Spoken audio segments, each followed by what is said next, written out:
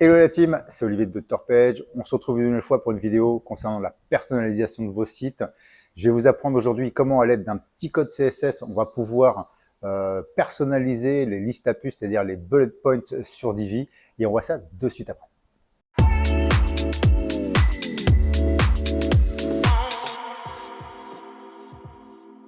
Ok la team, donc on se retrouve sur mon écran et je vais tout de suite vous montrer comment en fait styliser les listes à puces, enfin les puces de vos listes à puces, ou appelées aussi bullet point.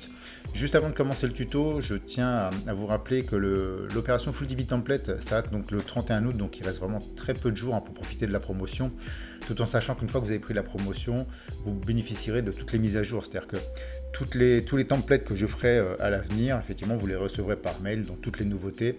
Et je vous rappelle que voilà, on a toutes les sections disponibles pour réaliser la totalité d'un site qui est ici, ainsi que le thème NKP. Donc voilà pour ce qui est de la petite promo Dr Page. On va tout de suite maintenant aller sur notre tuto et vous montrer comment personnaliser ces puces. Donc dans un premier temps, ce que l'on va faire, on va aller ici appeler une colonne avec un module texte. Voilà, on va aller créer notre liste à puces. Donc ça, allez, hop, on va supprimer ça ici. Hop, donc on va copier, boum. Donc on va aller créer notre liste à puces ici. Voilà. Donc là, on a notre texte classique. On va aller ici sur cet onglet pour créer, voilà, une liste à puces appelée aussi bullet point. Ok, et donc là, on a la possibilité de façon native sur Divi de les styliser un petit peu en fait ces listes à puces. Donc on va aller sur le deuxième onglet ici, style, texte. On va aller ici cliquer sur le troisième onglet ici, vous voyez, liste à puces. Ok, donc on a la possibilité de changer la couleur, mais vous voyez, si je change la couleur, on va changer aussi bien la couleur des puces que du texte. On ne peut pas le faire indépendamment. Et c'est là où on va voir dans le tuto qu'on peut changer tout ça. Donc là, je reviens sur le noir. Et quand on descend ici, vous voyez, insérer une liste désordonnée. Donc là, on a des disques. On a la possibilité de mettre des cercles, des carrés ou rien du tout.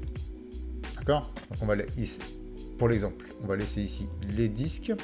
Donc voilà, donc ça, c'est la façon native de Divi. Maintenant, on va voir qu'on a la possibilité, enfin, je vais vous montrer à l'aide d'un petit code très simple, de pouvoir changer la couleur de nos puces sans pour autant changer le texte. Donc on va aller ici sur le troisième onglet, Avancer, ID et classe CSS. On se met là sur classe CSS, on va écrire bullet.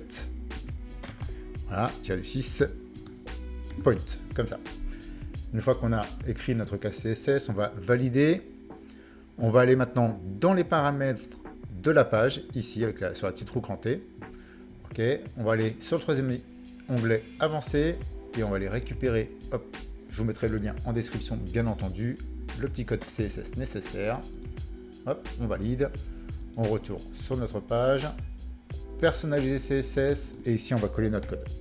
Voilà, donc là, vous voyez, on a bien des puces qui sont d'une autre couleur, bleue, puis on a les autres puces, je vais vous montrer comment les retirer.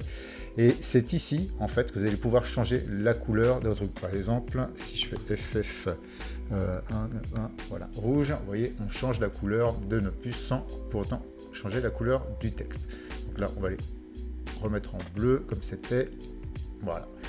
Donc là, on valide, oui, on valide ici. On va retourner sur les settings de notre module texte, pardon. On va aller ici sur style, texte. Donc on sélectionne toujours la liste à puces, on n'oublie pas. On descend, vous voyez, insérer une liste désordonnée. Et ici, on va cliquer sur OK. Donc là, on a bien nos puces en bleu, notre texte en noir. Alors, ce qu'il faut savoir, c'est qu'on a, bon, là, vous voyez, on est limité en termes de puces. Vous voyez, on a juste, effectivement, là, le disque. Donc, ce que l'on va aller faire, tout simplement, c'est aller changer, en fait, ces choses-là avec les caractères spéciaux. Donc, on valide, on retourne dans les settings, les paramètres de notre page. Ici, onglet Avancé, personnaliser CSS. Et vous voyez ici, bullet point, enfin, le code, content, et ici, entre guillemets, donc notre caractère spécial. Donc hop, on va sélectionner notre caractère spécial, on va faire un clic droit, emoji et symbole. Voilà, et là on va les descendre. Donc caractères spéciaux, alors, hop, parce que ça c'est des emojis, je vous montrerai par la suite comment on peut remplacer ces bullet points, ces puces par des emojis. Donc c'est un autre code, et ici on va les sélectionner, on va aller sur les caractères spéciaux. Alors s'il veut bien, ils sont où? on descend. Alors, je pense qu'on va y arriver là. Voilà, c'est là. Donc là, ici, je vais avoir la possibilité de rajouter, par exemple, si je veux rajouter une étoile.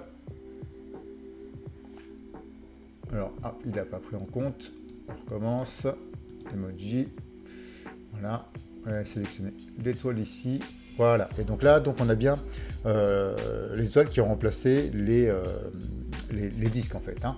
Donc on a la possibilité ici, donc dans les caractères spéciaux, si vous mettez des emojis, ça ne va pas fonctionner, hein, je le rappelle encore. Hein. Voilà, on peut ajouter ce type de choses. Voilà, enfin, on peut faire une multitude de choses à ce niveau-là et changer en fait toutes nos puces par des caractères spéciaux de notre choix. Donc maintenant, ce que je vais vous montrer, c'est qu'on a la possibilité aussi de pouvoir, parce que là, bon, vous voyez, on a du rouge partout, on va avoir la possibilité, avec l'aide d'un code, de changer en fait les couleurs indépendamment. C'est-à-dire que je peux mettre du rouge ici, du bleu, du vert, du noir, enfin tout ce que vous voulez. Donc on retourne sur notre page tuto ici. Hein. Encore une fois, je vous mettrai le lien en description. Voilà, on descend. OK, et donc on va aller récupérer ce code-là. Voilà, on retourne sur notre page. Et on va donc supprimer l'ancien code et on va rajouter ce code-là. D'accord? Donc là, effectivement, on a, vous voyez, différentes couleurs et vous voyez qu'on n'a rien d'affiché. C'est normal parce que vous voyez, le code, la classe CSS a changé. Maintenant, c'est Bullet Point Color Change. Alors, je copie ici cet identifiant, copier, je valide, je retourne dans les settings de mon module texte ici. Et donc sur avancer, ID classe CSS, et ici, à la place de Bullet Point, on va simplement mettre le Bullet Point Color Change. Et donc là, vous voyez, on a changé en fait les couleurs, on a pris des couleurs différentes pour chacune des puces. Si je valide ici, donc je retourne dans les settings de ma page, dans le code, ici, voilà, personnaliser CSS, et je peux d'une part changer la couleur ici, d'accord, mais aussi changer, hop, ici le caractère spécial. Par exemple, on va prendre un caractère spécial, celui-là. Alors, est-ce que voilà, ça fonctionne. Donc là, vous voyez, on a la petite main, le petit doigt qui pointe vers la droite. Donc on peut changer tout ça et vous pouvez donc changer et la couleur et la puce ici. Donc maintenant, je vais vous montrer comment effectivement mettre à la place de ces caractères spéciaux des emojis. Donc c'est pareil, on retourne sur notre page ici. Voilà, on va copier notre code, copie, hop, ici, et donc tout simplement, même chose. Donc on est toujours dans les paramètres de la page, hein. Donc là je vais effacer, et je vais coller donc mon code. Voilà, et donc là, toujours pareil, pas de résultat. Pourquoi? Parce qu'il va falloir changer encore une fois, hop, ici, on copie ici, copier. Donc il va falloir changer encore une fois la classe CSS, donc sur les paramètres de notre module texte. Voilà, ici, avancer, ID classe CSS, et ici je vais changer, hop, je colle le code, et vous voyez, donc on a changé donc les puces par des emojis. Donc si je valide ici, je retourne sur les paramètres de ma page où j'ai mon code CSS, vous voyez, troisième onglet, avancer, personnaliser CSS, et ici, vous voyez, simplement, hop, je sélectionne, est-ce que c'est bien sélectionné? Oui.